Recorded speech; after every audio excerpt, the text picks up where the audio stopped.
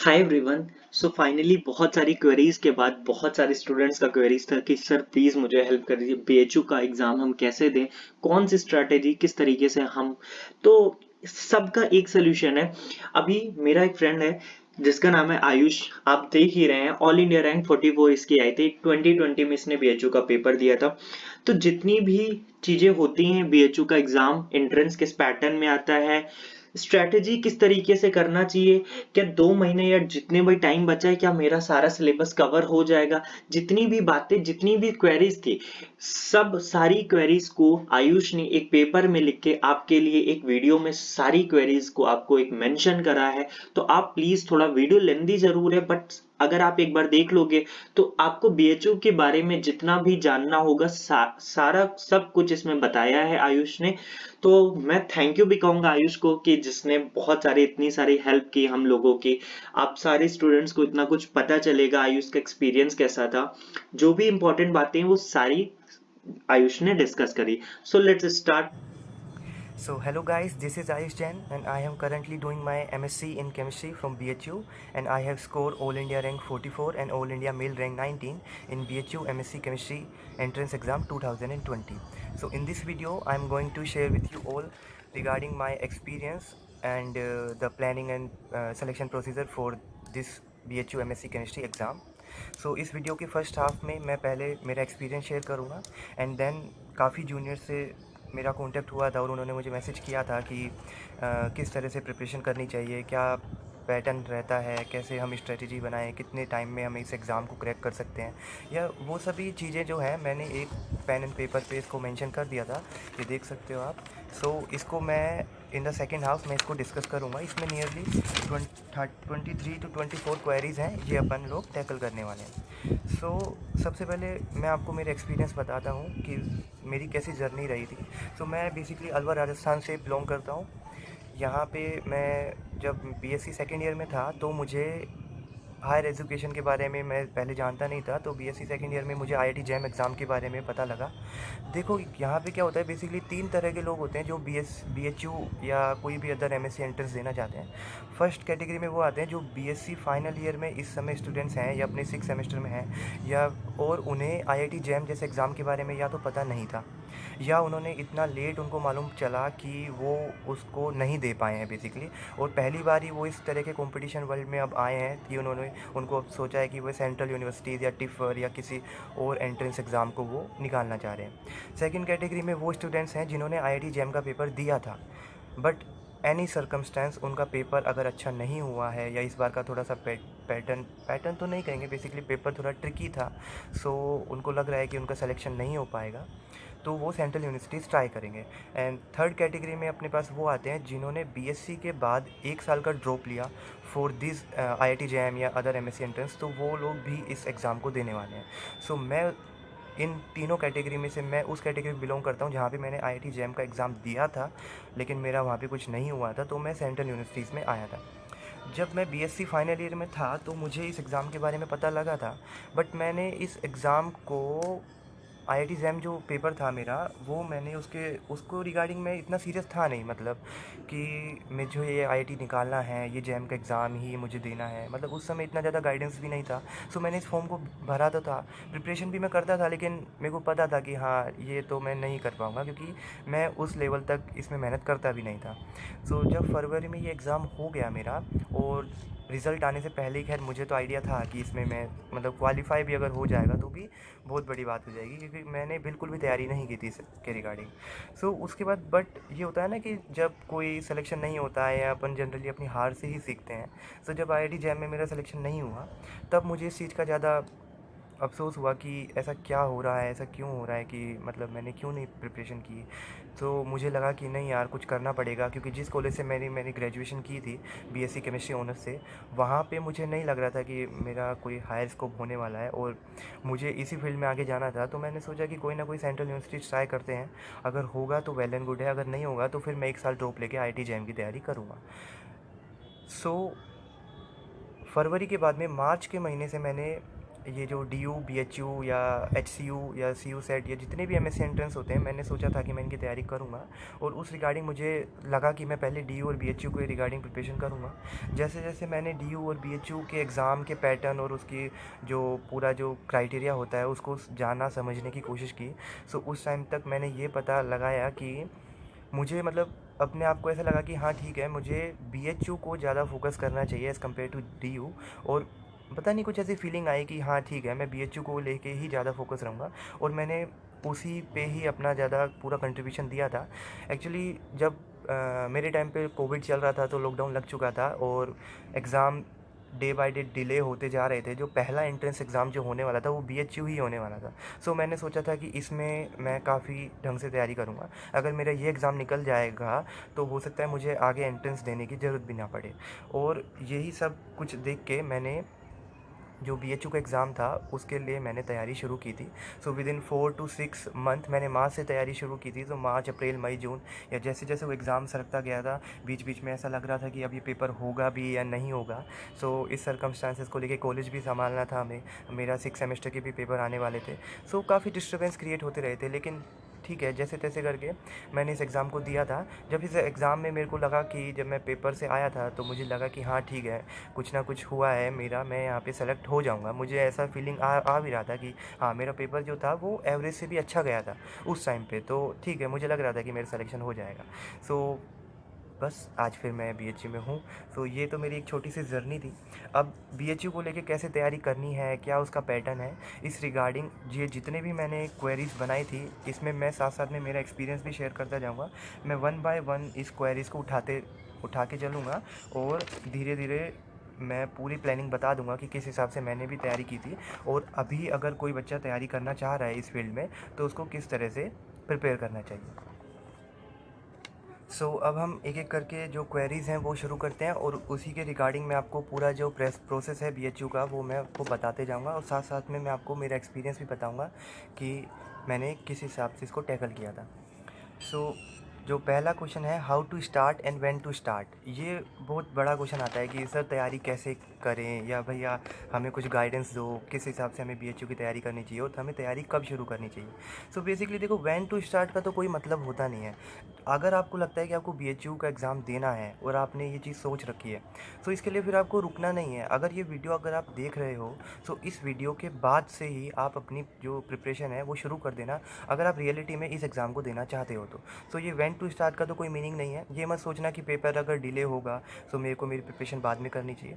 आप पहले से तैयार रहिए, और अगर आप IIT JAM एस्पायरेंट रह चुके हैं, सो आपको जो फ्लो है, जो आपका अभी अभी रिसेंटली अभी आपने पेपर दिया था, आप उसको मत तोड़ना। आप रेगुलर अभी भी अगर रह पाओ तो बिलीव मी, BHU का एग्ज़ाम इतना हार्ड नहीं आता है, आप लोग टैकल कर लोगे। व्हेन टू स्टार्ट तो ऐसा कुछ नहीं है। अभी मार्च चल रहा है, आप मार्च से तैयारी शुरू कीजिए, एग्ज़ाम जब होगा तब होगा, आप अपनी प्रिपरेशन को कंटिन्यू रखिएगा। एक बार जब आप अपनी तैयारी अगर रेगुलर शुरू कर देते हैं, उसको रेगुलर मेंटेन करना बहुत ज़रूरी है। ऐसा नहीं होना चाहिए कि आज आपने पढ़ लिया, फिर 2 दिन आप कहीं और इधर उधर घूम रहे हैं या कुछ और कर रहे हैं, फिर आप फिर से आ रहे हैं, तो वो आपका माइंडसेट उस तरह से तैयार नहीं होना चाहिए। जिस दिन से आप तैयारी शुरू करें, make sure you have to be regular. अब हाउ टू स्टार्ट कैसे करना चाहिए, देखिए, इसमें 2 तरीके हैं स्टार्ट करने के BHU को। एक तो ये है कि आप सबसे पहले BHU का सिलेबस पता कीजिए कि किस हिसाब से BHU का जो क्वेश्चंस हैं वो उसके लिए कोरेस्पॉन्डिंग सिलेबस होगा, तो वो सिलेबस क्या होता है। दूसरी चीज़, आप रखिए अपने पास प्रीवियस ईयर क्वेश्चंस। सिलेबस और प्रीवियस ईयर क्वेश्चंस, इन दोनों का आपको करना होगा एक प्रॉपर एनालिसिस, जो मैंने भी मेरे टाइम पे किया था। जब आप एक एनालिसिस कर लेंगे तो आपको पता लग जाएगा कि हाँ, केमिस्ट्री के जो MSc केमिस्ट्री का जो पेपर होगा BHU का, इसमें मुझे किस किस सेक्शन को कवर करना है। हमें फिजिकल भी करनी है क्या, इनऑर्गेनिक भी करनी है क्या, ऑर्गेनिक भी करनी है क्या, या एनालिटिकल या कुछ और भी है जो हमें इसमें टैकल करना पड़ेगा।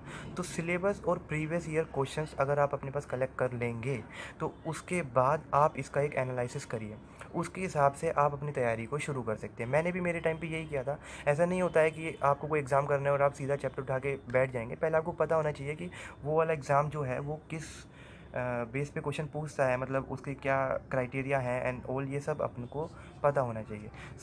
हाउ टू स्टार्ट में यही होगा कि अगर आप अपना जो BHU का सिलेबस है वो, और अगर आप प्रीवियस ईयर क्वेश्चंस अगर आप कलेक्ट कर सकते हैं और उसका एक प्रॉपर एनालिसिस कर लें कि किस किस टॉपिक से क्वेश्चंस पूछे जाते हैं, आपकी जो स्टार्टिंग होगी वो यहीं से आपकी शुरू हो जाएगी। दूसरा क्वेरी थी कि नो ऑफिशियल सिलेबस। हाँ, बीएचयू या डीयू या कोई भी एक एमएससी एंट्रेंस होता है अदर देन आईआईटी जैम, उसका खुद का कोई सिलेबस नहीं है। सो यहाँ पे बच्चे बहुत ज़्यादा परेशान हो जाते हैं कि सिलेबस ही नहीं है, ऐसी मतलब इस तरह का एंट्रेंस एग्ज़ाम जिसका सिलेबस ही नहीं है उसको हम कैसे तैयार कर सकते हैं। सो ये मान सकते हैं आप, जिस भी यूनिवर्सिटी ने अगर उसके एंट्रेंस का सिलेबस नहीं निकाला है, सो ये माना जाता है कि वो यूनिवर्सिटी प्रेफरेंस देगी किन बच्चों को, जो बच्चे ऑलरेडी उनकी यूनिवर्सिटी से बीएससी में पढ़ रहे हैं। वो यही चाहेंगे कि वही बच्चे आगे एमएससी को कंटिन्यू करें मैक्सिमम। इसीलिए जो इस तरह की जो यूनिवर्सिटीज़ होती हैं जिनका ऑफिशियल सिलेबस नहीं निकलता है एंट्रेंस एग्ज़ाम का, उसमें आपको उनके जैसे बीएचयू है तो बीएचयू के बीएससी का सिलेबस, या डीयू है तो डीयू के बीएससी का जो सिलेबस होता है केमिस्ट्री ऑनर्स का, आपको उसको एक बार देखना होगा। वो जो सिलेबस होगा ना, उसी के ज़रिए और प्रीवियस ईयर क्वेश्चंस के ज़रिए आप एक खुद का सिलेबस क्रिएट करेंगे। ऐसा नहीं है कि केमिस्ट्री ऑनर्स का आपको सारा का सारा सिलेबस पढ़ना है, वो आप प्रीवियस ईयर क्वेश्चन से आप देख के आइडिया लगा लेंगे। 80 to 90% ये बात सही है कि आईआईटी जैम का जो सिलेबस होता है फिजिकल, ऑर्गेनिक और इनऑर्गेनिक का, वही सिलेबस बीएचयू डीयू या सभी एंट्रेंस एग्जाम में कॉमन होता है। कुछ चीज़ें एक्स्ट्रा होती हैं जो जो मैं आपको बता ही दूंगा साथ साथ में। अगर आप जैम एस्पायरेंट रह चुके हैं तो आप उस हिसाब से भी अपनी तैयारी कर सकते हैं, लेकिन अगर आपने जैम नहीं दिया है और पहली बार अगर आप बीएचयू की तरफ आ रहे हैं, सो आपको पहले बीएचयू का जो एग्ज़ाम है उसकी तैयारी के लिए आपको पहले बीएचयू के बीएससी का सिलेबस, अगर आप गूगल भी करेंगे तो आपको पता लग जाएगा, वैसे भी सोशल मीडिया पे आजकल सब कुछ अवेलेबल होता है। सो बीएचयू के बीएससी का सिलेबस निकालना कोई हार्ड एंड फास्ट नहीं है। आप वो रखिए अपने साथ, प्रीवियस ईयर क्वेश्चंस भी आपको मिल जाएंगे, आप वो भी रखिए और उससे खुद का एक सिलेबस डिज़ाइन कीजिए। तो ऑफिशियल सिलेबस हो या नहीं हो हमें मैटर नहीं करता है। इसके बाद है पेपर का पैटर्न क्या होता है। ये भी मेरे से काफ़ी पूछा था कि बच्चों ने कि पेपर का पैटर्न भी बता दीजिएगा भैया। सो पहले तो क्वेश्चन आता है कि सर ये एग्ज़ाम ऑफलाइन होता है या ऑनलाइन होता है। तो ये जो एग्ज़ाम होता है ये ऑफलाइन भी होता है और ऑनलाइन भी होता है। तो आप कहोगे यार ये कैसी बात कर रहे हो। सो आप ये कह सकते हैं कि बनारस जो सेंटर है आता है बच्चों का, जो जिन्होंने बीएचयू वाले जो होते हैं वो बनारस ही भर देते हैं, बेसिकली आसपास के भी होते हैं वो वाराणसी को भरते हैं। सो बनारस में ऑनलाइन एंट्रेंस एग्ज़ाम करवाने के लिए जो मतलब सुविधाएं हैं वो इतनी ज़्यादा नहीं है, क्योंकि कभी कभी नंबर ऑफ़ कैंडिडेट बहुत ज़्यादा हो जाते हैं। और हमारे टाइम पे भी जितना मुझे ध्यान है अप्रोक्स 9000 स्टूडेंट्स ने भी इस एमएससी केमिस्ट्री में एप्लीकेशन फॉर्म भरा था। तो मुश्किल हो जाता है कि, तो इसलिए क्या क्या करते हैं वहाँ पे जो बीएचयू, जो बच्चे बनारस को भरते हैं उनका जो सेंटर आता है वो बीएचयू में आता है, और बीएचयू में ये पेपर को ऑफलाइन कंडक्ट किया करवाया जाता है। वहाँ पे उनको एक बुकलेट मिलती है पेपर की फॉर्म में, और वही टाइम ड्यूरेशन रहता है, सब कुछ पैटर्न सेम रहता है, बस वो पेपर उनको ऑफलाइन होगा तो वहाँ पर उनको ओएमआर या उसके कोरस्पॉन्डिंग कुछ चीज़ मिलेगा। मैं चूँकि बनारस सेंटर नहीं था मेरा, सो मैंने तो मेरे जहाँ मैं रहता हूँ उसी के आसपास का मैंने सेंटर डाला था। सो मेरा एग्ज़ाम जो था वो ऑनलाइन हुआ था। सो ऑनलाइन और ऑफलाइन दोनों मोड में ही ये पेपर कंडक्ट होता है। इसके बाद में था कि नंबर ऑफ़ क्वेश्चंस कितने आते हैं एंड टाइम लिमिट क्या होता है। सो इस एग्ज़ाम के लेकर नंबर ऑफ़ क्वेश्चंस आते हैं इसमें 120, और जो टाइम लिमिट होता है वो भी होता है 2 आवर्स का, मतलब 120 मिनट्स। तो बेसिकली 120 क्वेश्चंस आपको कवर करने होंगे 120 मिनट्स में। सो आप सीधा सा ये चीज़ देख सकते हैं कि पेपर का जो लेवल होगा वो इतना हार्ड नहीं होगा, क्योंकि आपको 1 मिनट में एक क्वेश्चन अटैम्प्ट करना है। सो वो भी जानते हैं कि ठीक है, अगर 1 मिनट में क्वेश्चन हमको देना है तो किस हिसाब से क्वेश्चन का फॉर्मेट होना चाहिए। बाकी आप प्रीवियस ईयर क्वेश्चन भी देख सकते हैं, आपको आइडिया लग जाएगा कि हाँ किस हिसाब से जो लेवल ऑफ क्वेश्चन आते हैं वो होता है। बाकी नंबर ऑफ क्वेश्चन 120 रहते हैं और टाइम लिमिट जो होता है वो 120 मिनट्स ही रहता है, मतलब 2 आवर्स। इसके बाद है कैलकुलेटर अवेलेबल होता है या नहीं होता, ये भी पूछा था कि पेपर ऑनलाइन हो रहा है, लेकिन आप ये भी देखिए पेपर साथ साथ में ऑफलाइन भी हो रहा है, यही सेम पेपर। तो वो कैलकुलेटर अवेलेबल नहीं हो सकता। अगर ऑनलाइन वालों को स्क्रीन पे कैलकुलेटर मिल जाता है और ऑफलाइन वालों को नहीं होगा, तो ये पार्शलिटी हो जाएगी, इसलिए इस मोड में कैलकुलेटर नहीं होगा।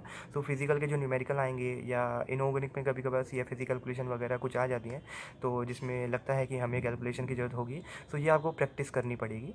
इतने भी हार्ड क्वेश्चन नहीं आएंगे कि आपको जैसे लोग की वैल्यू आपको याद होनी चाहिए, या मतलब बहुत सारी जैसे नॉर्मल जो होती हैं log 2 log 3 log 5, ये तो हर कोई रखता है। बाकी ऐसा नहीं होगा कि आपको ई की पावर में भी आपको सब कुछ पता होना चाहिए, नहीं, वो क्वेश्चन सेट करते हैं। सो वो इस चीज़ को ध्यान रखेंगे कि हाँ कैलकुलेटर नहीं है तो हमें किस हिसाब से इस पेपर को डिज़ाइन करना है, वो लोग जानते हैं बखूबी। सो कैलकुलेटर नहीं मिलेगा। इसके बाद में आता है सिलेक्शन प्रोसीजर क्या है, कट ऑफ क्या है, नंबर ऑफ़ सीट्स क्या है, ये सब भी एक बार आप बता दें। तो सिलेक्शन ऑफ प्रोसीजर में यही होता है कि आपको सबसे पहले इस एंट्रेंस एग्ज़ाम को क्रैक करना पड़ेगा। और इसकी एज लिमिट भी पूछी थी, तो एज लिमिट ऐसी कुछ है नहीं इसकी। मैं 19 ईयर्स का था जब मैंने BHU MSc केमिस्ट्री का इस एग्ज़ाम को दिया था। तो आप समझ सकते हैं 19 ईयर्स तो मतलब काफ़ी कम ही है। और वैसे कि मैं अभी जब BHU में पढ़ रहा हूँ तो काफ़ी वेरिएशन मैंने देखे हैं यहाँ पे। मतलब काफ़ी स्टूडेंट ऐसे भी हैं जिनकी 23 24 एजेस भी हैं, 22 भी है, तो काफ़ी वेरिएशन मिलता है। इसमें एज लिमिट कुछ भी नहीं है, आप कभी भी इसको दे सकते हैं। आपका बस ग्रेजुएशन आपका कंप्लीट होना चाहिए, और ग्रेजुएशन के साथ भी आप इसको दे सकते हैं जो थर्ड ईयर में जो रहते हैं। और इसके बाद में सिलेक्शन प्रोसीजर की अगर बात करें तो इसमें कोई इंटरव्यू वगैरह नहीं होता है। आप अगर इस एग्ज़ाम को क्रैक कर लेंगे और अगर आपकी रैंक अच्छी आती है तो डायरेक्ट आपको काउंसलिंग के लिए बुलाया जाएगा। और काउंसलिंग में आप अपने डॉक्यूमेंट्स को सब वेरिफिकेशन करवा के आप यहाँ पे, और जो फ़ीस होती है उसको आप पे करके यहाँ पे आप सिलेक्शन कर सकते हैं। इसके अलावा इसमें होता है कट ऑफ क्या जाती है। हाँ, कट ऑफ का बहुत काफ़ी ज़्यादा हाई ट्रेंड रहा है पिछले 2 सालों में। अगर मैं आपको बताऊं तो 2019 की जो कट ऑफ थी, मैं यहाँ पे जनरल कैटेगरी की बात करूँगा, रिजर्वेशन आप उसके अकॉर्डिंग सेट कर सकते हैं। जो जनरल कैटेगरी थी, जो 2019 में जब पेपर हुआ था तो 360 मार्क्स का जो पेपर था उसमें कट ऑफ गई थी 160, अप्रोक्स 160 टू 170 मार्क्स जनरल की कट ऑफ थी। मतलब जिसके इनसे ऊपर या इतने मार्क्स थे उनका सिलेक्शन हो गया था रेगुलर सीट पे। तो मैंने भी, मेरी जो प्रिपरेशन थी वो इस हिसाब से ही की थी कि 160 टू 170 पे अगर सिलेक्शन हो रहा है तो ठीक है, मैं 200 टू 220 के आसपास अगर मेरा स्कोर आता है तो हाई चांस होगा कि मेरा सिलेक्शन हो जाएगा। उस टाइम पे मेरे माइंड में थिंकिंग यही थी। लेकिन 2020 जो मेरा पेपर हुआ है उसकी कट ऑफ जो जनरल की गई है फॉर रेगुलर सीट, वो अप्रोक्स 230 मार्क्स तक भी गई है। सो जो आप देख सकते हैं 160 से 230, तो लेवल जो है वो कितना ज़्यादा बढ़ चुका है ये आपको पता लग गया होगा। सो आपको उसी के अकॉर्डिंग अपनी जो तैयारी है वो आपको कंटिन्यू करनी पड़ेगी। और नंबर ऑफ़ सीट की अगर मैं बात करूं तो नंबर ऑफ़ सीट इसमें है 2019 में इसकी 77 सीट थी और कुछ पेड सीट अलग थी। और 2020 से कुछ सीटें बढ़ी हैं, तो अब 96 सीट तो रेगुलर हैं, और आप मान सकते हैं कि 15 टू 16 पेड सीट और एक्स्ट्रा है। मतलब 115 सीटें हैं टोटल MSc केमिस्ट्री के लिए BHU में। सो जो 9000 एप्लीकेंट जो भरते हैं, बेसिकली ये मान लो कि आप जो IIT जैम का पेपर देता है, और IIT जैम के रिजल्ट से पहले ही हर साल BHU का फॉर्म आ जाता था, तो ऑलमोस्ट सभी BHU का एग्ज़ाम का जो एप्लीकेशन फॉर्म होता है वो फिल कर देते हैं। तो नंबर ऑफ़ एप्लीकेंट यहाँ पे खूब होते हैं। अब अप्रोक्स हमारे टाइम पे भी 9000 से ऊपर बच्चों ने इस पेपर को दिया था, और सीट 100 या 115 ही है। तो आप समझ सकते हैं कि जो एग्ज़ाम है उसका जो लेवल है वो कितना ज़्यादा हाई होने वाला है। तो आप अब आपको इस तरह से कोई कट ऑफ वगैरह पे बिलीव नहीं करना है, क्योंकि ट्रेंड कुछ भी चेंज हो सकता है। तो आपको क्या ट्राई करना है, मैक्सिमम से मैक्सिमम सिलेबस आप अपना कवर कर सकें, प्रीवियस ईयर क्वेश्चंस या असाइनमेंट्स जो आप प्रैक्टिस करते हैं आप उसको कर सकें, और खुद पे कॉन्फिडेंस आपको रखना पड़ेगा कि हाँ ठीक है, उस टाइम लिमिट में अगर इस टॉपिक से जो भी क्वेश्चन आएगा तो चाहे कितना ही हार्ड और कितना ईजी क्वेश्चन आ जाए, मैं उसको टैकल कर लूँगा। ये आपके पास स्पिरिट होना चाहिए। आपको सिर्फ अपनी एक सीट से मतलब है, फिर नंबर ऑफ़ सीट कितनी हो, एप्लीकेंट कितने ही हो, कट ऑफ कितनी ही आई जाए लो जाए, उससे फ़र्क नहीं पड़ता है। ठीक है। सो ये इसका सिलेक्शन प्रोसीजर था बेसिकली। इसके बाद अगर मैं बात करूं तो आता है अपने पास सिलेबस एनालिसिस।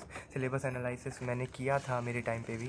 तो मैंने जब प्रीवियस ईयर क्वेश्चंस देख रहा था तो मुझे मालूम पड़ा कि जितना वेटेज BHU इनऑर्गेनिक, ऑर्गेनिक और फिजिकल को देता है, नियरली ही उतना ही वेटेज BHU में एनालिटिकल केमिस्ट्री का भी है। ये पॉइंट बहुत ज़रूरी है मेंशन करना। बच्चे एनालिटिकल केमिस्ट्री नहीं पढ़ के जाते हैं, वो इस चीज़ को छोड़ देते हैं। और आप अगर प्रीवियस ईयर क्वेश्चन अगर आपने देखे होंगे तो आपको पता होगा कि अप्रोक्स 15 टू 20 टू कभी कभी 25 क्वेश्चंस तक एनालिटिकल केमिस्ट्री से डायरेक्ट वो पूछ लेते हैं। और एनालिटिकल केमिस्ट्री के क्वेश्चन इतने ज़्यादा हार्ड नहीं होते हैं और ट्रिकी भी नहीं होते हैं। मैंने भी एनालिटिकल प्रिपेयर की थी, और एनालिटिकल का जो पोर्शन जो मेरा हुआ था उसमें मैंने काफ़ी अच्छा स्कोर भी किया था। सो ये आपकी रैंक को ऊपर नीचे कर सकता है। तो मेरी तो एडवाइस ये रहेगी कि अगर आप स्पेशली BHU को लेके फोकस हैं तो आपको एनालिटिकल केमिस्ट्री भी पढ़ना चाहिए। और other than organic, inorganic, physical का एनालिसिस तो आप करोगे ही। जैसे मैं आपको एनालिटिकल का मैंने अभी बताया कि 25 क्वेश्चन आते हैं। आप वैसे ही मान सकते हैं कि इनऑर्गेनिक ऑर्गेनिक फिजिकल में भी अप्रोक्स मतलब 30 क्वेश्चन अगर चारों के बैठते हैं तो 120 क्वेश्चन हो जाते हैं। कभी कभी क्या होता है किसी के 30 to 35 क्वेश्चन हो जाते हैं, तो एनालिटिकल में जैसे 30 ना होकर 25 क्वेश्चन हो जाएंगे, तो कभी ज़्यादा कभी कम ये ट्रेंड चलता रहता है। लेकिन क्वेश्चंस जो हैं वो मतलब आप समझ सकते हैं सबको आपको पढ़ना पड़ेगा, सबका वेटेज है, आप किसी एक को भी स्किप नहीं कर सकते हैं। 360 के पेपर में अगर आप सेफ साइड अगर मुझसे पूछते हैं इस साल के लिए, तो आपको भी 230 प्लस तो आप अपना टारगेट लेके चलिए अगर आप जनरल कैटेगरी में हैं और आपको नॉन BHU स्टूडेंट हैं, या अगर आप किसी भी कैटेगरी में नहीं आते हैं रिजर्व कैटेगरी में, तो 230 220 अबो या 230 या 240, तो मतलब इस रेंज में तो आपको अपने मार्क्स को रखना पड़ेगा, क्योंकि अब कट ऑफ का कोई भरोसा है नहीं, तो कुछ भी हो सकता है, अब तो कहना मुश्किल है। इसके अलावा अगर बात की जाए तो extra topic other than jam के अलावा क्या एक्स्ट्रा टॉपिक है जो मुझे यहाँ पे पढ़ने चाहिए, ये भी बहुत अच्छा क्वेश्चन है। जैसे आपको पता होगा, अगर मैं क्वांटम से अगर मैं शुरू करता हूँ, तो फिजिकल में जो क्वांटम आती है जैम में उसका ट्रेंड नहीं रहता है, बहुत ही बेसिकली जो जैम का सिलेबस भी अगर आप देखोगे तो एटॉमिक स्ट्रक्चर और क्वांटम उन्होंने कंबाइन कर रखी है, और जब भी क्वेश्चन आता है एटॉमिक स्ट्रक्चर से वो ज़्यादा प्रेफरेंस रखते हैं, क्वांटम से वो क्वेश्चन कम प्रेफरेंस रखते हैं। सिलेबस में भी उन्होंने मेंशन कर रखा है कि आपको श्रोडिंगर वेव इक्वेशन और इसके रिगार्डिंग अगर ये टॉपिक आ गया तो इसकी एप्लीकेशन और ये सब आपको पढ़ना होगा, लेकिन बहुत ही ज़्यादा रेयर क्वेश्चन मिलते हैं। बट BHU के एग्ज़ाम में क्वांटम का वेटेज बहुत है, आपको इवन 5 to 6 क्वेश्चन और कभी कभी 7 to 8 क्वेश्चन भी क्वांटम के देखने को मिल सकते हैं। तो क्वांटम आपका एक तरह से बहुत ज़्यादा BHU का फेवरेट टॉपिक है, वो आपको कभी भी इस टॉपिक को ऐसा नहीं करेगा कि इसके क्वेश्चंस कम आएंगे। क्वांटम एक ऐसा टॉपिक है आप नहीं छोड़ सकते, अगर आपने जैम में भी टैकल नहीं किया है या पहली बार इस चैप्टर को पढ़ोगे या क्योंकि आप BHU में पहली बार तैयारी कर रहे हो, तो क्वांटम आपके लिए मस्ट है करना। इसके अलावा स्टैटिस्टिकल थर्मोडायनेमिक्स होता है, जो जिन स्टूडेंट्स ने टिफर की तैयारी की होगी उन्होंने तो स्टैटिस्टिकल थर्मो को पढ़ा होगा, लेकिन जैम वालों के कोर्स में ये नहीं होता है, तो उनको भी लगता होगा कि स्टैटिस्टिकल थर्मो पढ़ना चाहिए नहीं पढ़ना चाहिए। लेकिन मेरी एडवाइस यही है कि आप इस चैप्टर को करोगे तो आपको फ़ायदा होगा, क्योंकि every year 3 to 4 questions statistical thermo से भी मैंने तो देखे हैं, और मैं मेरे टाइम पे करके गया था क्वांटम भी और स्टैटिस्टिकल थर्मो भी, और सारे प्रीवियस ईयर क्वेश्चंस और प्रैक्टिस मैंने की थी। तो मेरे को तो इन दोनों चैप्टर में मतलब ज़्यादा दिक्कत नहीं आई थी, मैंने तो ऑलमोस्ट इन दोनों चैप्टर के तो सारे क्वेश्चन अटैम्प्ट किए थे। ज़्यादा नहीं पढ़ना है, जैसे क्वांटम अगर आप देखोगे तो BHU के जो BSc का सिलेबस है आपको पता लग जाएगा कि हाँ इसमें भी आपको जैसे ऑपरेटर पढ़ने होंगे, फिर श्रोडिंगर वेव इक्वेशन पढ़नी होगी, particle in 1D box 2D box 3D box आपको पढ़ना होगा, फिर हाइड्रोजन एटम को पढ़ना होगा। थोड़ा बहुत अगर आइडिया आप SHO रिजिड रोटर और इनका भी ले लोगे तो भी इसमें आपको हेल्प मिल जाएगी। और अगर स्टैटिस्टिकल थर्मो की मैं बात करूँ तो जो पार्टीशन फंक्शन होते हैं या कैनोनिकल एंसेंबल और ये जो टॉपिक्स होते हैं इनसे भी काफ़ी ज़्यादा क्वेश्चंस आ जाते हैं। सो आप मतलब ऐसा नहीं है कि आपको एकदम डीप स्टडी करनी है स्टैटिस्टिकल थर्मो या क्वांटम की, अगर आप बेसिक नॉलेज भी लेके जाएंगे और प्रीवियस ईयर क्वेश्चन अगर आप सोल्व करके जा रहे हैं तो आपका काम हो जाएगा यहाँ से। सो जो टॉपिक अदर देन जैम है उसको भी आपको फोकस करना पड़ेगा, अगर उनका वेटेज ज़्यादा है तो ये सब आपको पता लगेगा जब आप खुद से एनालिसिस करेंगे। और बिलीव मी, जो खुद से एनालिसिस करता है प्रीवियस ईयर क्वेश्चन का और सिलेबस का, वो ही इस एग्ज़ाम को अच्छे से क्रैक कर पाता है। मैं ये नहीं चाहता कि आप किसी कोचिंग का एनालाइज पकड़ लो या किसी और का ट्रेंड देख लो कि किसी ने बनाया। मैं चाह रहा हूँ कि आप खुद करो, जब आप खुद करते हो तो उससे आपको काफ़ी कुछ चीज़ें सीखने को मिलती हैं। आप ये कह सकते हो कि आप क्वेश्चंस को बहुत बार देख लेते हो तो आपको मालूम पड़ जाता है कि हाँ किस टॉपिक से अगर क्वेश्चन पुटअप भी हो रहा है तो वो किस फॉर्म में होता है। तो ये भी कभी कभी काफ़ी ज़्यादा इम्पोर्टेंट रहता है ये वाला पोर्शन भी, तो खुद से एनालिसिस करना बहुत ज़्यादा ज़रूरी होता है। तो जो टॉपिक अदर देन जैम है, जैसे क्वांटम हो गया, स्टैटिस्टिकल थर्मो हो गया, इसके अलावा मैं बताऊँ एनालिटिकल केमिस्ट्री तो है ही, हमने देखा। इसके अलावा थर्मोडायनेमिक्स ऑफ ओपन सिस्टम, अच्छा थर्मोडायनेमिक्स ओपन सिस्टम की जैम में नहीं आती है, तो यहाँ पे उसका भी है पोर्शन। जैसे गिब्स ड्यूम इक्वेशन पे काफ़ी बार क्वेश्चन मैंने देखा है आ जाता है, और जो केमिकल पोटेंशियल वगैरह होते हैं उन पे भी क्वेश्चन आ जाते हैं। इसके अलावा थर्मोडायनेमिक सॉल्यूशन जो होती हैं, जैसे कि जो अपने पास ऑस्मोटिक प्रेशर और relative lowering in vapour pressure और अपने पास depression freezing point elevation in boiling point, इनका जो थर्मोडायनेमिक एस्पेक्ट होता है। इसके अलावा जो ड्यूम मार्गलस इक्वेशन होती है और जो मतलब सॉल्यूशन का जो थर्मोडायनेमिक्स के साथ जो रिलेशन है वो वाला पोर्शन पे आपको पढ़ना पड़ेगा, क्योंकि वहाँ से भी क्वेश्चन देखने को मिले हैं। इसको कोचिंग सेक्टर जनरली कंसिडर नहीं करते हैं, क्योंकि वो सोचते हैं कि थर्मोडायनेमिक्स में ये चीज़ कवर हो जाएगी, लेकिन थोड़ा बहुत जो प्रीवियस ईयर को ढंग से एनालाइज किया होगा उसको पता होता है ये चीज़। तो मैं आपको बता रहा हूँ quantum, statistical thermo, analytical chemistry, thermodynamics of open system, thermodynamics solution, ये तो कुछ ऐसे चैप्टर हैं जो भी फ्रिक्वेंटली मुझे याद हैं, और ये अदर देन जैम हैं और आपको इन्हें पढ़ना होगा। ठीक है, इसके अलावा बात आती है कि एप्लीकेशन फॉर्म में डिले एग्ज़ाम कब तक होगा। अब देखिए ये तो कहना बहुत मुश्किल है, एप्लीकेशन फॉर्म में डिले हुआ है ये मैं मानता हूँ। एवरी ईयर जब जैम के रिज़ल्ट आता था उससे पहले एप्लीकेशन फॉर्म निकल जाता था, फरवरी के एंड में या मार्च के फर्स्ट वीक में एप्लीकेशन फॉर्म आ जाता था बीएचयू का। लेकिन इस बार जो 2021 का जो बीएचयू का एप्लीकेशन फॉर्म है वो अप्रैल के आसपास निकलने वाला है, और इसका जो एग्ज़ाम होगा वो उसके 1 महीने बाद मतलब जून के आसपास इसका एग्ज़ाम कंडक्ट किया जाएगा। सो ये डिले क्यों हो रहा है आप ऐसा कह सकते हैं, क्योंकि लास्ट ईयर कोविड था तो काफ़ी ज़्यादा एग्ज़ाम जो थे वो धीरे धीरे डिले होते गए। इस कारण जो सेमेस्टर जो शुरू हुआ था वो उसमें भी काफ़ी डिले हो गया था। अब अभी करंटली मैं बीएचयू में पढ़ रहा हूँ एमएससी फर्स्ट ईयर में, तो मेरा जो सेम 1 है वो अभी तक कंप्लीट नहीं हुआ है। उसके जो थ्योरी पेपर है वो कंडक्ट हो चुके हैं, लेकिन मेरे प्रैक्टिकल्स अभी कल से मेरे प्रैक्टिकल शुरू हो जाएंगे, तो ये भी मेरे चलेंगे विद इन अ वीक। तो इसका मतलब अभी सेम 1 अभी हुआ भी नहीं है, तो आप समझ सकते हैं कि इसलिए उन्होंने जो एप्लीकेशन फॉर्म को है वो डिले किया है।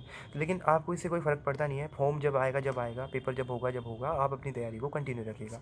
तो इस चीज़ में मत रुकिएगा कि एग्ज़ाम कब होगा या हमें कब तैयारी करनी है, ऐसा नहीं सोचना। उसके बाद है fees structure of BHU academics, जिसमें आप एकेडमिक्स हॉस्टल और मेस फीस एक बार आप बता दें तो ठीक है। जो फ़ीस स्ट्रक्चर होती है बीएचयू की, एकेडमिक्स फ़ीस की अगर मैं बात करूँ तो बीएचयू देखो इतना ज़्यादा कॉस्टली नहीं पड़ता है। अगर काफ़ी बच्चे ऐसे होते हैं आईआईटी का एग्ज़ाम इसलिए भी नहीं देते हैं क्योंकि उनको लगता है कि आईआईटी में पढ़ना भी आजकल इतना ज़्यादा ईजी नहीं रहा है, उसमें भी जो फ़ीस है वो बहुत ज़्यादा लगती है। तो इसके कोरस्पॉन्डिंग में बीएचयू का अगर आपको बताऊं तो बीएचयू का जो सेमेस्टर जो फ़ीस होता है, जैसे अभी मैं एमएससी फर्स्ट ईयर में हूं तो मेरे फर्स्ट सेम की जो फ़ीस थी रेगुलर सीट के लिए वो थी 3500 के आसपास, और जो सेकंड सेम की फ़ीस अभी जो होने वाली है वो नियरली अबाउट होगी 1500 टू 2000। मतलब आप ये मान सकते हैं एकेडमिक फ़ीस अगर आपकी पूरे फर्स्ट ईयर की अगर मैं बात करूँ एमएससी की तो 5000 से 6000 या 7000 मैक्सिमम, अगर कुछ एक्स्ट्रा चार्जेस वगैरह होंगे तो उसमें आपका एकेडमिक्स हो जाएगा। अगर आप दूसरी जगह ट्राई करेंगे एनआईटी आईआईटी तो वहाँ पे आई थिंक 25,000 30,000 या इससे ज़्यादा ही देखने को मिलेगा। तो उस केस में एकेडमिक्स का जो खर्चा है बीएचयू में वो बहुत कम है, तो कोई भी बच्चा आसानी से इतना अमाउंट तो अफोर्ड कर सकता है। तो बीएचयू अगर जो सोच रहा है जिसको फाइनेंशियली प्रॉब्लम है तो बीएचयू भी उसके लिए परफेक्ट है। अगर हॉस्टल और मेस की अगर मैं बात करूँ तो हॉस्टल की जो फ़ीस है वो आपको ईयरली वाइज लगती है, जिसमें आपको जैसे 5000 पर मंथ, आपको 5000 पर ईयर आपको एक साथ ही आपको चार्ज देना पड़ेगा हॉस्टल का, फिर आप पूरे ईयरली। इसके अलावा हॉस्टल का और कोई चार्ज नहीं लगेगा। और मेस का अगर मैं आपको बताऊँ तो मेस का आप ईयरली वाइज, मंथली वाइज या डेली वाइज आप कैसे भी दे सकते हैं। आप अगर डेली मान के चलिएगा तो जैसे एक पूरे दिन का अगर आप मेस का खर्चा लगा के चलेंगे तो 100 टू 130 रुपीज़ आप पर डे का मान सकते हैं। मतलब अगर मैं मंथली बात करूँ मेस के खर्चे की तो 3000 टू 4000 रुपीज़ मेस का, इतना तो आप एवरेज मतलब मान सकते हैं। और इतना लग भी जाता है क्योंकि अपन जैसे कई और जगह रहने जाते हैं, सो ऐसा नहीं होता है कि अपन सिर्फ पूरे दिन हॉस्टल का ही या मेस का ही अपन खाने वाले हैं। कभी कभी अपन इधर उधर भी थोड़ा बहुत खर्चा कर देते हैं। सो मेस का अगर 3000 टू 4000 पर मंथ, और हॉस्टल का अगर मैं बात करूँ रहने का तो वो हो जाएगा 5000 पर ईयर अप्रोक्स। और अकेडमिक्स की अगर मैं बात करूँ तो 5000 टू 7000 पर ईयर आपका खर्चा होगा। तो बस ये इस तरह से आप टोटल अपने 2 साल का खर्चा जो है वो बीएचयू का देख सकते हैं, तो काफ़ी ज़्यादा कम है। सो आप अगर आपको फाइनेंशियली कुछ दिक्कत है तो बीएचयू आपके लिए बहुत अच्छा ऑप्शन रहेगा। इसके अलावा इसमें है एनी स्कॉलरशिप अवेलेबल और stipend at the time of MSc chemistry. तो देखो एमएससी केमिस्ट्री के टाइम पे कोई स्टाइफन तो नहीं मिलता है, वो तो आपको आईएससी बेंगलोर या वैसी जगह पे आपको मिलेगा, यहाँ पे तो ऐसा नहीं है। लेकिन आप स्कॉलरशिप उठा सकते हैं। अगर आप यूपी के हैं तो यूपी की जो सीएम स्कॉलरशिप होती है वो आप ट्राई कर सकते हैं। बीएचयू में काफ़ी बच्चे यहाँ पे देते हैं। और जो बच्चे अगर यूपी से नहीं है वो ऑल ओवर इंडिया से आते हैं तो उनके लिए नेशनल स्कॉलरशिप पोर्टल की जो स्कीम अवेलेबल होती है वो बीएचयू एमएससी में भी आप उनको एनरोल करा सकते हैं, और आप उसमें जो भी मतलब जो फ़ायदा होता है वो आप ले सकते हैं। तो नेशनल स्कॉलरशिप अवेलेबल, स्कॉलरशिप जो है वो अवेलेबल है ऑल ओवर इंडिया वाले स्टूडेंट्स के लिए, और जो यूपी के हैं उनके लिए यूपी की स्कॉलरशिप भी अवेलेबल है। तो बीएचयू इन दोनों को लेके चलता है, तो स्कॉलरशिप भी आपको मिल जाएगी अगर आप उस चीज़ में आते हैं तो इसकी भी कोई दिक्कत नहीं रहेगी। इसके अलावा है how are the faculties and environment of BHU. तो बीएचयू की फैकल्टीज़ तो इसके बारे में तो क्या ही कहना, फैकल्टीज़ बहुत अच्छी हैं। इवन दो यहाँ पे जितने भी प्रोफेसर्स हैं सबके पास काफ़ी अच्छा एक्सपीरियंस है। इवन दो उन्होंने पीएचडी अब्रॉड से की है मैक्सिमम ने। तो यहाँ पे असिस्टेंट प्रोफेसर की जो भी बीएचयू में लगना उसके लिए मतलब काफ़ी ज़्यादा उनको स्ट्रगल करना पड़ता है, उन्होंने काफ़ी कुछ फेस किया हुआ है। सो उनको एक्सपीरियंस बहुत है। और फैकल्टीज़ इसलिए हमने अभी सेमेस्टर में देखा भी है काफ़ी अच्छे से पढ़ा रहे हैं। अभी कोविड के चक्कर में हमारी जो प्रिपरेशन थी वो ऑनलाइन चल रही थी सेमेस्टर की, लेकिन उसके बावजूद ही हमारा पूरा सिलेबस कंप्लीट कराया गया है और काफ़ी अच्छे से उन्होंने मतलब टैकल किया है इस प्रॉब्लम को। तो फैकल्टीज़ में है। और एनवायरनमेंट अगर मैं बीएचयू की बात करूँ तो बीएचयू काफ़ी पीसफुली एनवायरनमेंट है। वहाँ पे आपको रैगिंग इतनी देखने को नहीं मिलेगी, मोस्टली एंटी रैगिंग कैंपस ही है बीएचयू। और इस तरह की कोई आपको दिक्कत नहीं फेस करने को मिलेगी। अगर आप न्यू हैं तो आपकी काफ़ी ज़्यादा हेल्प की जाती है। और इवन तो आप चेक करेंगे सोशल मीडिया पे भी आजकल बीएचयू को लेके इतने सारे चैनल्स बने हुए हैं और लोग डे बाय डे कुछ ना कुछ इसमें डालते रहते हैं। और कोई नहीं चाहता कि जो बच्चे बीएचयू को लेके आ रहे हैं तो उनको कोई स्ट्रगल फेस करने को मिलेगी। तो काफ़ी अच्छा एनवायरनमेंट है, ग्रीनरी बहुत है। अगर आप उस कैंपस को कभी विजिट करने आएंगे तो बीएचयू में आप देखेंगे अभी न्यू विश्वनाथ टेम्पल भी वहाँ पे है। और इसके अलावा हॉस्पिटल भी उसके अंदर है, काफ़ी कुछ आपको फैसिलिटी भी वहाँ पे मिल जाती है, ट्रांसपोर्ट वगैरह भी अवेलेबल है वहाँ पे। और जो वाराणसी जहाँ पे बीएचयू है वहाँ पे मतलब जैसे रेलवे स्टेशन, बस स्टैंड और एयरपोर्ट तीनों का फैसिलिटी अवेलेबल है। तो आप किसी भी मीन्स ऑफ कम्युनिकेशन से आप मतलब ट्रांसपोर्ट से आप वहाँ पे आ सकते हैं। तो एनवायरनमेंट वगैरह को लेके भी ऐसी कोई दिक्कत आएगी नहीं, बीएचयू बहुत अच्छा कैंपस है। इसके अलावा अगर मैं बात करूँ तो minimum to maximum chapters to be covered, हमें कितने से मिनिमम कितने चैप्टर कवर करने चाहिए या मैक्सिमम कितने चैप्टर कवर करने चाहिए। तो देखो इसका कोई फिक्स ट्रेंड नहीं है। मैं अभी आपको अगर बताऊं तो मैं अगर कह दूं कि आप 20 टॉपिक तैयार करने ना, तो ऐसा कोई सेंस नहीं बनता, क्योंकि कुछ बच्चे ज़्यादा पढ़ लेते हैं, उनका काफ़ी अच्छा माइंड होता है, कुछ एवरेज होते हैं। तो आप ये मान के चलिए पहले जब आप एनालिसिस करेंगे तो आप इंडिविजुअल सब्जेक्ट का करेंगे। जैसे फिजिकल का आपने किया तो आपको पता लगेगा कि फिजिकल में ये चैप्टर्स तो ऐसे हैं जिनका ऊपर बीएचयू बहुत ज़्यादा क्वेश्चन पूछता है। इवन तो हर बार ही यहाँ से क्वेश्चन आते हैं, तो वो टॉपिक आप नहीं जोड़ सकते हैं। तो वो तो फिर चाहे 20 हो, चाहे 25 हो, चाहे 30 हो, वो टॉपिक तो आपको करने पड़ेंगे। तो जो बीएचयू के फेवरेट टॉपिक रहे हैं या जिनसे भी क्वेश्चन हर साल आ रहे हैं और चाहे थोड़े कम आ रहे हो, तो एटलीस्ट वो 2 सेक्शन तो आपको करने पड़ेंगे, जो तो बम्पर कैटेगरी आप कह सकते हो और एक नॉर्मल कैटेगरी कह सकते हो। उसके अलावा जो उसमें सबसे कम क्वेश्चन आ रहे हैं वो आप अपने टाइम के अकॉर्डिंग आप मैनेज कर सकते हो कि उसको आपको करना है या नहीं करना है। बाकी इन दोनों से भी काम हो जाएगा, लेकिन प्रीवियस ईयर क्वेश्चन आप एक बार ज़रूर करके जाइएगा सभी टॉपिक्स के, तो आपका काम हो जाएगा यहाँ पे। तो मिनिमम टू मैक्सिमम ऐसा कुछ है नहीं, बाकी ये डिपेंड करता है स्टूडेंट टू स्टूडेंट पे। तो आप इस तरह से इसको टैकल कर सकते हैं। इसके अलावा अगर मैं बात करूँ तो अपने पास है how to manage time to study for BHU exam with my final year exam या सेमेस्टर एग्ज़ाम। अच्छा, बीएससी के 3rd ईयर के साथ साथ में जो एंट्रेंस एग्ज़ाम है उनकी किस हिसाब से तैयारी करनी चाहिए और बीएचयू को लेके हिसाब से कैसे तैयारी करनी चाहिए। देखिए यूनिवर्सिटी ये चीज़ वेरी करती है कि उनके फाइनल ईयर में मतलब उनको कितना ज़्यादा स्ट्रगल फेस करने को मिलता है। जैसे कई यूनिवर्सिटी ऐसे होते हैं जिनके कॉलेज में इतना ज़्यादा प्रेशर नहीं होता है, बच्चे एग्ज़ाम के लिए लास्ट टाइम पर भी पढ़ लेते हैं। तो वो जो स्टार्टिंग के मंथ होते हैं उसमें बीएचयू को आराम से उसकी प्रिपरेशन कर लेते हैं। लेकिन कईयों को रेगुलर लगना पड़ता है, क्योंकि सेमेस्टर सिस्टम में आप ये कह सकते हैं कि कॉलेज वाले हर मंथ बिजी रखते हैं। तो इसमें कभी कभी दिक्कत आती है कि कैसे हम टैकल करेंगे, क्योंकि फिर जब सेमेस्टर आ जाते हैं तो ऐसा लगता है कि अप्रोक्स 15 to 20 डेज़ या इवन 1 मंथ भी अब हमें पूरे सेमेस्टर के फाइनल जो एग्ज़ाम हमारे होंगे उनके लिए हमें समय देना होगा। तो मैं ये कह सकता हूँ कि देखो, पहली बात तो एंट्रेंस अगर आपको निकालना है तो ये चीज़ आपको दिमाग में रखनी पड़ेगी कि आपको अपना स्टडी ड्यूरेशन बढ़ाना होगा। क्योंकि अगर आपका आईटी जैम क्वालिफाई नहीं हुआ है तो कोई ना कोई कमी तो पहली बात वहाँ पे है। मैंने भी मेरे टाइम पे स्टडी ड्यूरेशन बढ़ाया था, क्योंकि मुझे भी मेरे कॉलेज को संभालना था और साथ साथ में एंट्रेंस को संभालना था। तो मैंने भी मेरे जो पूरे दिन था उसको मैंने 2 पार्ट में डिवाइड किया था, जिसमें मैं सेमेस्टर की तैयारी अलग करता था और एंट्रेंस की तैयारी अलग करता था। और टाइम ड्यूरेशन बढ़ाने के चक्कर में ये भी हुआ था कि मैंने जो मेरा स्लीपिंग आवर था उसको मैंने कम कर दिया था, क्योंकि मैं समय और कहीं से निकाल नहीं पा रहा था। लेकिन ये डिपेंड करता है आपके पास, जैसा आपका जो डेली शेड्यूल होता है आप उससे टाइम निकाल सकते हैं। लेकिन ऐसा नहीं है कि आप देखो इसको छोड़ नहीं सकते और इसको आपको रेगुलर रखना पड़ेगा। मोस्टली केसेस में अगर आपको लगता है कि सेमेस्टर का बहुत ज़्यादा बर्डन है, उस केस में आप उसको थोड़ा बहुत डिले कर सकते हो। ड्रॉप तो मैं बिल्कुल नहीं कहूँगा, थोड़ा बहुत डिले कर सकते हो। लेकिन अगर आप इसकी प्रिपरेशन कर रहे हो तो मैं चाहता हूँ अगर आप रेगुलर रहोगे तो आप इसको कर लोगे। मैं भी सेमेस्टर और बीएचयू का जो एंट्रेंस था वो दोनों संभालता था। इवन तो कभी मतलब मैं तो जनरली रात में ही करता था एंट्रेंस की तैयारी और दिन में मैं सेमेस्टर करता था। और तो मेरा तो शेड्यूल, मैं अर्ली बर्ड नहीं था, मैं बेसिकली नाइट आउल था, तो मैं रात में ज़्यादा अच्छे से टैकल करता था। तो जैसे मैं दिन में सेमेस्टर पढ़ लेता था और रात में मैं जैसे 10 या 11 बजे से लेके मैं एंट्रेंस एग्ज़ाम की तैयारी करता था। सो 2-3 बज जाते थे मुझे, मैं एंट्रेंस एग्ज़ाम की तैयारी करता रहता था और फिर मैं सोता था। और फिर मैंने जैसे अपना होता है ना कि जो स्लीपिंग आवर्स है वो मेरे कम हो जाते थे। फिर सुबह वही 3-4 बजे से होकर मैक्सिमम आप 7-8 बजे तक आपको उठना होगा। फिर आप फिर से अपने जो डेली शेड्यूल में जाओगे, फिर सेमेस्टर करोगे। तो मैंने इस हिसाब से अपने जो दिन को था वो 2 पार्ट में डिवाइड कर लिया था कि मैं सेमेस्टर भी पढ़ूंगा और मैं एंट्रेंस भी पढ़ूंगा। तो बहुत कम चांसेस थे कि मैंने बीएचयू की जो प्रिपरेशंस को ड्रॉप तो मैंने बिल्कुल नहीं की थी, मैंने डिले भी बहुत रेयर केस में किया था। सो आपको मैनेज करना होगा, यही एक साधन है, इससे अलावा और कुछ नहीं है। अगर आपको लगता है कि आपका सेमेस्टर आपसे टैकल हो जाएगा तो आप बीएचयू की तरफ तैयारी कर सकते हैं या डीयू की तरफ तैयारी कर सकते हैं। मैं सिर्फ बीएचयू को लेकर से बता रहा हूँ क्योंकि मैंने बीएचयू के एग्ज़ाम दिया था और मैंने क्रैक किया था, इसलिए मैं BHU ओरिएंटेड बता रहा हूँ, लेकिन आप इसको सभी MSc एंट्रेंस को लेके कर सकते हैं। सो इसके अलावा नेक्स्ट क्वेश्चन आता है BHU versus IIT BHU same और डिफरेंट। IIT BHU और BHU जो है वो अलग अलग आप कह सकते हो, क्योंकि देखो दोनों का जो बिल्डिंग है वो तो एक ही जगह पे है, दोनों वाराणसी में है, और BHU का जो आपने मेन गेट देखा होगा उसी के रास्ते से ये दोनों जो डिपार्टमेंट हैं वो अलग अलग आपको दिख जाएंगे। लेकिन IIT BHU और BHU में ऐसा नहीं है कि आप इस BHU का एग्ज़ाम क्रैक कर लोगे तो आप IIT BHU में जाओगे। IIT BHU का एग्ज़ाम नहीं होता है, वो बेसिकली जैम ही होता है। जैम के जो स्कोर होता है उससे आपको सारे IIT कॉलेज मिलते हैं, तो IIT BHU भी आपको उसी से मिलेगा। जो BHU है Banaras Hindu university only BHU, इसमें कोई IIT नहीं है, इसका एक खुद का एक एंट्रेंस होता है। मैंने वो वाला ये जो वीडियो है वो उसी एंट्रेंस को रिगार्डिंग है। तो BHU और IIT BHU में डिफरेंस है डिपार्टमेंट वाइज, क्लासेस भी अलग होती हैं, उनके हॉस्टल भी अलग हैं, उनकी मेस फैसिलिटी भी अलग है, बाकी जो एनवायरनमेंट वगैरह जो घूमने के लिए जो बिल्डिंग्स वगैरह वो सब एक ही जगह पे लोकेटेड है।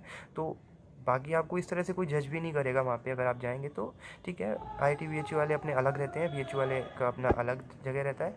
सो इस तरह से आप इस चीज़ को देख सकते हैं। इसके अलावा BHU में time management in exam 120 question in 120 minutes, आपको 120 क्वेश्चन 120 मिनट में करने हैं, तो किस हिसाब से टाइम मैनेजमेंट करना चाहिए और मैंने मेरे टाइम पे एग्ज़ाम टाइम पे कैसे उसको किया था।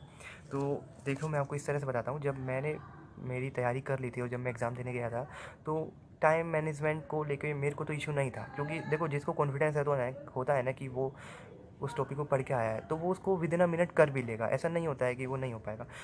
क्योंकि मैंने सारे सेक्शन पढ़े थे, तो जो भी क्वेश्चन आ रहे थे, जब मैंने पहली बार मैंने एक बार ये सोचा था कि मैं एक बार क्वेश्चन को जब रीड करूँगा उस टाइम पे अगर मेरे को वो क्वेश्चन का आंसर डायरेक्ट आता होगा तो मैं उसको मार्क कर दूँगा। जब मैंने पहली बार 1 से लेकर 120 क्वेश्चन कर रहा था तो मैंने ये चीज़ देखा कि जब मेरे को 1 घंटा और 15 मिनट मेरी हो चुकी थी, 1 आवर एंड 15 मिनट, तो मैंने एक बार उस पूरे पेपर को रीड आउट कर लिया था और जो क्वेश्चन मुझे हाथ के याद आते थे वो मैंने मार्क भी कर लिए थे। तो उस 1 आवर एंड 15 मिनट में मैंने अप्रोक्स 120 में से 60 टू 70 क्वेश्चन मैंने अटैम्प्ट कर दिए थे। उसके बाद जो रिमेनिंग जो 45 मिनट्स थे उसे मैंने उस पेपर को दोबारा से शुरू किया। जो जो क्वेश्चन पहले मैंने छोड़े मैंने ऐसे थे जिनमें थोड़ा टाइम लगेगा, फिर मैंने उनको लेना शुरू किया, तो उसमें से भी मैंने 20 टू 30 क्वेश्चन निकालने शुरू किए। फिर कुछ ऐसे क्वेश्चन थे जिनको मेरे को बिल्कुल भी नहीं आते थे या बहुत कम आते थे, पहले मैंने वो ट्राई किए, और जो बिल्कुल भी नहीं आते थे मैं उन पे तुक्का नहीं लगाता हूँ। लिटरली मैं चाहता भी हूँ कि आप नहीं लगाएं, क्योंकि अगर आपने BHU के प्रीवियस ईयर क्वेश्चन देखे होंगे तो आपको एक बहुत अच्छा नोटिफिकेशन वहाँ पे मिलता है, और वो बहुत ब्यूटीफुल है। उसमें लिखा हुआ है कि अगर more than one option seems to be correct, अगर एक से ज़्यादा ऑप्शन अगर आपको करेक्ट लग रहे हैं then choose the closest one. तो जो क्वेश्चन को जो सबसे ज़्यादा क्लोज अप्रोच कर रहा होगा आपको उस ऑप्शन को करेक्ट करना है। यहाँ पे क्या होता है, एक स्टूडेंट जो सोचता है या जो कोचिंग में जो कोई पढ़ाते हैं वो जो सोचता है, और जो BHU में जो प्रोफेसर जो सोचते होंगे उसमें कभी कभी वेरिएशन देखने को मिल जाता है। तो उस तरह के क्वेश्चन को मैं तो लिटरली टैकल करता भी नहीं हूँ, क्योंकि मुझे उस चीज़ों में नहीं फंसना होता है। जो चीज़ मुझे आती है और जो मुझे पता है 100% श्योर हूँ मैं उसी को मार्क करता हूँ, और उसमें करने का कोई सेंस नहीं है। आप कोशिश कीजिए मैक्सिमम टू मैक्सिमम क्वेश्चन आप अटैम्प्ट कीजिए, बात अच्छी है, लेकिन अगर आपको श्योरिटी है तो आपको 70 टू 80% उसके बारे में नॉलेज है तो ही आप उसको अटैम्प्ट कीजिए। अगर बिल्कुल भी नहीं आता है या बहुत कम आता है तो मैं एडवाइस करूँगा कि आप उसको स्किप करके पहले दूसरे क्वेश्चन पे ट्राई कीजिए, फिर अगर समय बच रहा है तो उसमें अपना दिमाग लगा सकते हो। ऐसे डायरेक्ट उसमें टिक करने का कोई सेंस नहीं बनता है। तो टाइम मैनेजमेंट हो जाता है, अगर प्रैक्टिस अच्छी है तो टाइम मैनेजमेंट हो जाएगा। क्वेश्चन आता है आपको तुरंत आपके माइंड में क्लिक हो जाना चाहिए क्या क्या होना है, कैसे कैसे होना है, तो आप कर दोगे विद इन 1 मिनट भी बहुत होता है BHU को लेके। मैं तो कहूँगा एक क्वेश्चन जो है 1 मिनट में आराम से टैकल हो जाता है, मैंने भी किया हुआ है, तो मेरे को इसमें कोई दिक्कत नहीं आई थी। इसके अलावा नेक्स्ट क्वेश्चन था कि BHU में डायरेक्ट प्लेसमेंट और नेट गेट प्रिपरेशन या उसका एनवायरनमेंट कैसा है। देखो BHU में डायरेक्ट प्लेसमेंट तो देखो MSc के बाद कुछ होता है नहीं जनरली, IITs में भी देखने को मिल जाएगा लेकिन उतना नहीं होता है, तो BHU में भी इस तरह का देखने को नहीं मिलेगा। बेसिकली ये मानो अगर जैसे आप अकेडमिक्स में जाना चाहते हो 11th-12th में अगर आप पढ़ाते हो तो BSc MSc के बाद आपको B.Ed करनी पड़ती है, और अगर आप हायर एजुकेशन में जाते हो तो BSc MSc के बाद आपको नेट गेट क्वालिफाई करके या किसी आपको अपना रिसर्च प्रपोजल वगैरह क्रिएट करके आपको PhD में एनरोल करना पड़ता है। फिर आपकी 4-5 साल PhD चलती है, फिर जो अलग अलग कॉलेज लेक्चरार के जो फॉर्म आते हैं आपको वहाँ पे जाके आपको अप्लाई करना पड़ता है, या जो बच्चे रिसर्च ओरिएंटेड होते हैं उनको basically as a assistant chemist और ऐसी जॉब में जाना होता है। तो डायरेक्ट एमएससी के बाद कोई ऐसा प्लेसमेंट देखने को मतलब बहुत ही ज़्यादा रेयर चांसेस हैं। मैं ये कहूँगा कि बिल्कुल ही नहीं हो, ये तो कहना मुश्किल है, क्योंकि मेरा भी अभी तक पूरा फाइनल हुआ नहीं है एमएससी का। लेकिन मैं कहूँगा इस भरोसे नहीं बैठना है। एमएससी के साथ अगर आपको हायर स्टडीज़ में जाना है तो मैं कहूँगा आप नेट गेट की प्रिपरेशन कर सकते हैं। और नेट गेट की प्रिपरेशन के लिए भी बीएचयू का जो सिलेबस है वो काफ़ी ज़्यादा हेल्प करता है। और बीएचयू में एनवायरनमेंट भी बहुत अच्छा है। अगर आप पढ़ने वाले स्टूडेंट हैं और आप पढ़ाई को लेके ओरिएंटेड हैं, अपने करियर को लेके काफ़ी ज़्यादा मतलब पॉजिटिव हैं, तो आप नेट गेट की तैयारी बीएचयू के साथ कर सकते हैं। बीएचयू का सिलेबस में इतना ज़्यादा बर्डन नहीं होता है। ऐसा नहीं है कि आपको हर महीने कोई ना कोई एक्टिविटीज़ में इन्वॉल्व किया जाएगा। बहुत ही ज़्यादा सिंपल यहाँ का सेमेस्टर प्रोसेस होता है, तो आप टैकल कर लेंगे इस चीज़ को। इसके अलावा है पीवाईक्यू से मिनिमम कितने क्वेश्चन मिल सकते हैं। देखिए एनालिटिकल केमिस्ट्री जो है वो मैंने आपको बताया था। एनालिटिकल केमिस्ट्री आप देखेंगे तो मोर देन 80% जो क्वेश्चन है एनालिटिकल केमिस्ट्री के, 70 to 80% वो आपको direct from the previous year आपको मिल जाएंगे। इसके अलावा इनऑर्गेनिक, ऑर्गेनिक, फिजिकल की अगर मैं बात करूँ, सो मे भी आपको direct as it is question नहीं मिले, लेकिन जो टॉपिक जो वहाँ पे कवर हुआ है ना, और जो पैटर्न जो कवर हुआ है, उस पैटर्न से आपको क्वेश्चन बखूबी देखने को मिलते हैं। बीएचयू में प्रीवियस ईयर करना बहुत ज़्यादा इंपॉर्टेंट रोल प्ले करता है। मैंने भी मेरे टाइम पे प्रीवियस ईयर क्वेश्चन किए थे और लकीली एग्जाम में मुझे उसका फ़ायदा हुआ था। कभी कभी क्वेश्चन ऐसा आपको लगता है कि हाँ ठीक है ये तो मुझे आता है, मैंने कहीं देखा हुआ है, सीधा आप उसको मार्क कर दोगे, तो इसका बेनिफिट आपको बहुत होता है। और अगर आप प्रीवियस ईयर क्वेश्चन प्रैक्टिस करते हो तो मैं ये नहीं कहता हूँ कि आप सिर्फ बीएचयू का प्रैक्टिस करो। एनालिटिकल के लिए आप करो वो ठीक है, लेकिन इनऑर्गेनिक, ऑर्गेनिक, फिजिकल के लिए आप साथ साथ में डीयू या एचसीयू या सीयू सेट या आईआईटी जैम इवन दो उसके भी आपको प्रीवियस ईयर क्वेश्चन एक बार अपने हाथ से निकाल लेने चाहिए। क्योंकि मैंने देखा है आईआईटी जैम के क्वेश्चंस को मैंने बीएचयू में देखा है, डीयू के प्रीवियस ईयर क्वेश्चन से मैंने बीएचयू में क्वेश्चन देखे हुए हैं। इवन तो सीयू सेट के भी क्वेश्चन का जो पैटर्न था उससे भी क्वेश्चन मैच कर जाता है। क्योंकि देखो केमिस्ट्री कहीं ना कहीं ऑल ओवर सेम है। अगर जो जिन्होंने कंसेप्ट अच्छे क्लियर करे होंगे उनके लिए तो कैसा क्वेश्चन आने कोई दिक्कत नहीं है। जिनके कंसेप्ट इतना ज़्यादा क्लियर नहीं होते हैं उन्हें एक बार सारे क्वेश्चन के ऊपर आइडिया होना चाहिए कि किस हिसाब से क्वेश्चन आते हैं, तो उनको ज़्यादा हार्ड एंड फास्ट नहीं लगेगा। तो बीएचयू कि एग्ज़ाम की अगर प्रिपरेशन कर रहे हो तो बाकी जो एमएससी एंट्रेंस होते हैं आप उनकी भी तैयारी करोगे ही, तो आप उनके प्रीवियस ईयर भी निकाल सकते हो। इसके अलावा इसमें क्वेश्चन आता है कि आपकी मिस्टेक इन एग्ज़ाम प्रिपरेशन। मेरी जो मिस्टेक थी, ये बहुत अच्छा क्वेश्चन था, ये मुझे किसी ने कहा था कि आप इसे भी डालना, क्योंकि जनरली जितने भी टॉपर होते हैं वो अपने बारे में अपना सब कुछ बताते हैं लेकिन अपनी मिस्टेक नहीं बताते हैं कि उनकी क्या गलती हुई थी। कि उनकी जैसे मेरी रैंक 44 आई, मैं इससे अच्छी रैंक क्यों नहीं ला पाया, तो मेरी क्या गलतियाँ थी। मेरी गलती ये थी कि मैंने मेरे सिलेबस में बाउंडेशन लगा दी थी मेरे टाइम पर। जब कोविड में जब मैं पढ़ रहा था तो जैसे जैसे एग्ज़ाम डिले होते जा रहे थे, कभी कभी ऐसा लगता था कि यार एग्ज़ाम होगा भी नहीं होगा, तो मैं सोचता था कि जो टॉपिक मैंने पढ़ा है मैं उसी पे ही काफ़ी अच्छे से मेहनत करता हूँ। तो मैंने उस पर क्या मेरी बाउंडेशन लगा दी थी। जब मैंने वो बाउंडेशन लगाई तो हालांकि मैंने उन टॉपिक को तो बहुत अच्छे से तैयार किया, लेकिन काफ़ी क्वेश्चन मैंने जब मैं एग्ज़ाम दे रहा था मैंने देखा कि शिट अगर मैं इस टॉपिक को और पढ़ जाता तो वो क्वेश्चन मेरे को देख के लग रहा था कि हाँ मैं इसको कर सकता था। वो ज़्यादा हार्ड क्वेश्चन नहीं था, वो मॉडरेट क्वेश्चन था। तो मुझे लगा कि ये मेरी एक सबसे बड़ी गलती थी। आपके पास अगर जितना समय है, मैं लिटरली कहता हूँ कि टॉपिक आप नहीं छोड़ो तो बेस्ट है। जितने भी टॉपिक हैं आपको सारे कवर करने चाहिए। इसके अलावा टॉपिक्स जो सब छोड़ के जाते हैं, अब वो टॉपिक जो सब छोड़ के जाते हैं, इसमें एनालिटिकल केमिस्ट्री तो हो ही गया। मैंने कहा एनालिटिकल केमिस्ट्री नहीं छोड़ सकते हैं क्योंकि उसका भी नियरली इक्वल वेटेज है बीएचयू के अंदर। तो इसके अलावा बहुत सारे टॉपिक ऐसे होते हैं जो जैम में भी बच्चे, जैसे बायोमोलिक्यूल्स होता है या बीएचयू को लेकर पॉलीमर पे भी पूछा जाता है, और एनालिटिकल केमिस्ट्री अपने पास हो गया। इसके अलावा स्टैटिस्टिकल थर्मो या इस तरह के टॉपिक भी अब जैसे नए हैं तो बच्चे इनको छोड़ देते हैं। लेकिन जैसे बायोमोलिक्यूल्स अगर आपने आईआईटी जैम के टाइम पे नहीं किया है या किया है वो मेरे को नहीं पता, लेकिन जैसे मैंने देखा है कार्बोहाइड्रेट जैसे बायोमोलिक्यूल्स के अंदर आता है, तो कार्बोहाइड्रेट से हर साल मैंने बीएचयू में क्वेश्चन देखे हैं। 2 से 3 क्वेश्चन कार्बोहाइड्रेट से आते हैं। पॉलीमर से हर साल मैंने 2 क्वेश्चन पाए हैं बीएचयू में। तो ये स्टैटिस्टिकल थर्मो से 3 से 4 क्वेश्चन हर ईयर आ रहे हैं। तो ये वो टॉपिक है जो आपको नहीं छोड़ने चाहिए, मेरी नज़र में तो बिल्कुल नहीं छोड़े। देखिए जो हर साल रिपीट हो रहे हैं क्वेश्चन या हर साल क्वेश्चन उनमें आता ही है, वो आपके लिए बीएचयू का फेवरेट टॉपिक माना जाना चाहिए और आपको उसको प्रिपेयर करना चाहिए। तो ये ऐसा नहीं होना चाहिए कि अगर आप एग्जाम एस्पायरेंट हैं तो आपने reaction mechanism, name reaction, reagent और इन पे ही अपना इतना ज़्यादा टाइम वेस्ट, मतलब टाइम वेस्ट तो नहीं बोलेंगे, आपने इतना ज़्यादा टाइम इसमें लगाया कि आप बायोमोलिक्यूल्स और इनको नहीं पढ़ रहे हैं। तो एक बार इसलिए कह रहा हूँ कि प्रीवियस ईयर क्वेश्चन और सिलेबस का एनालिसिस बहुत ज़्यादा ज़रूरी है और वो एक हर स्टूडेंट को खुद से करना होगा। इसके अलावा इसमें होता है कि पेपर का लेवल और पीएचयू, ये मैंने आपको बता ही दिया है कि जैम के कंपैरिजन में इसका पेपर बहुत ज़्यादा लो आता है, इतना हाई नहीं आता है। और जितने सिलेबस ने अगर सिलेबस जिसका कवर है, चाहे बेसिक लेवल पे कवर किया होगा, वो भी इस पेपर को अटैम्प्ट कर सकता है। सो कॉमन एंट्रेंस की तैयारी कैसे करें। कॉमन एंट्रेंस की तैयारी देखिए एनालिटिकल ही एक ऐसा है जो BHU को लेके थोड़ा सा एक्स्ट्रा है। बाकी जिस फिजिकल, ऑर्गेनिक, इनऑर्गेनिक में तो सारे चैप्टर कॉमन चलते हैं। इनऑर्गेनिक में तो अगर मैं आपको BHU को रिगार्डिंग बताऊं तो कोऑर्डिनेशन, केमिकल बॉन्डिंग और मेन ग्रुप केमिस्ट्री, अगर आप इन ही तीनों चैप्टर को भी कर लेते हैं तो BHU में तो इसका बहुत ज़्यादा वेटेज है इनऑर्गेनिक के अंदर। और यही सारे चैप्टर DU, CU सेट या HCU जो भी अगर आप कॉमन एंट्रेंस और देते हैं तो आप उसको कर सकते हैं। तो कॉमन एंट्रेंस की तैयारी तो आपकी फिजिकल, ऑर्गेनिक, इनऑर्गेनिक चीज़ चलती रहेगी। बस एक एनालिटिकली ही एक एक्स्ट्रा टॉपिक है जो आपको सिर्फ और सिर्फ BHU ओरिएंटेड पढ़ना पड़ेगा।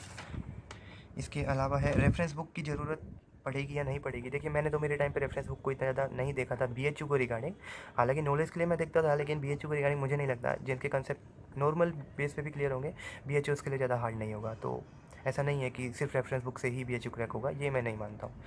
इसके अलावा है how much frequent at the time of paper, that is speed of solving question की स्पीड क्या रहनी चाहिए। देखिए, आपकी जो प्रैक्टिस होनी चाहिए वो इतनी होनी चाहिए, क्योंकि आपको 1 मिनट में क्वेश्चन करना है। तो ये तो मैं कह सकता हूँ, जैसे कोई सवाल आया D6 लो स्पिन की, आपको CFA कैलकुलेट करनी है, आपके माइंड में सब कुछ क्लिक हो जाना चाहिए। आप फटाफट, आपको रफ पेपर मिलेगा वहाँ पे, आप फटाफट कैलकुलेट करना, उसकी CFA कैलकुलेट करना, -3/5 day low, +2/5 day low, number of electron आप भर के रखना, सीधा सीधा वैल्यू रखना। कोई कन्वर्जन अगर है तो आपको पता होना चाहिए कि हाँ ठीक है, 1 किलो जूल पर मोल को 83.7 सेंटीमीटर इनवर्स या जो भी कन्वर्जन होता है वो आपको फ्रिक्वेंटली होना चाहिए और आप तुरंत उसको कैलकुलेट कर सको। तो इस तरह से आपकी स्पीड मतलब होनी चाहिए। आपको प्रैक्टिस करना जरूरी है। जो जैसे जो न्यूमेरिकल पोर्शन होता है उसमें प्रैक्टिस करना जरूरी है। ऑर्गेनिक में रिएक्शन की प्रैक्टिस होना बहुत जरूरी है। और जो डायरेक्ट क्वेश्चन आते हैं उसमें भी अगर आपने किया हुआ है उनको 1 से 2 बार तो आप उसको तुरंत लगा सकते हो। तो फ्रिक्वेंट होना तो बहुत ज़्यादा जरूरी है। स्पीड मस्ट है BHU में, क्योंकि 120 क्वेश्चन 120 मिनट में हर कोई नहीं कर पाता है ना, इसी चीज़ के लिए। सो फाइनली पेपर को कैसे अटैम्प्ट करना चाहिए। तो देखिए, ये तो मतलब सारी की सारी चीज़ें मैंने आपके साथ डिस्कस की हैं, ये सब पेपर के रिगार्डिंग ही हो चुका है। तो इसके अलावा आई थिंक कोई और क्वेश्चन इसमें बचता नहीं है। जब आप पेपर पे जाएँ तो आप पहले वही एक बार तो आपका एम होना चाहिए कि आप एक बार पेपर को पूरा पढ़ें। ये ना हो कि आपका क्वेश्चन पेपर ही छूट जाए। तो एक बार, और जो क्वेश्चन आपको डायरेक्ट आता है उसको तो आप वहीं की वहीं मार्क करके रखिए उस ऑप्शन को, जिससे आपके क्वेश्चन भी कम होते जाएंगे। तो आपको लगेगा कि हाँ, इतने समय में मेरे को सिर्फ इतने ही क्वेश्चन करने हैं। सो पेपर को अटैम्प्ट करने की स्ट्रेटेजी ये होनी चाहिए, पहले जो क्वेश्चन आता है आप उसे फोकस कीजिए, और फिर जो इस पर आपको लगता है कि टाइम ज़्यादा लगेगा उसको एक बार छोड़ दीजिए, और फिर उसको सेकंड टाइम पे उसको लीजिए। फिर जो बिल्कुल ही नहीं आते थर्ड टाइम पे उसको लेना है। और अगर फिर समय बचता है तो आप एक बार देख लीजिए कि आपने कोई क्वेश्चन गलत तो नहीं लगाया है। तो आई थिंक ये जितने भी मैंने क्वेरीज आपके साथ कनेक्ट की हैं, इसमें मैंने सारा BHU का जो प्रोसेस था और जो मेरी जो स्ट्रेटेजी थी वो सब मैंने आपको बता दिया है। So I wish you all the best for your BHU MSc chemistry entrance exam. Thank you.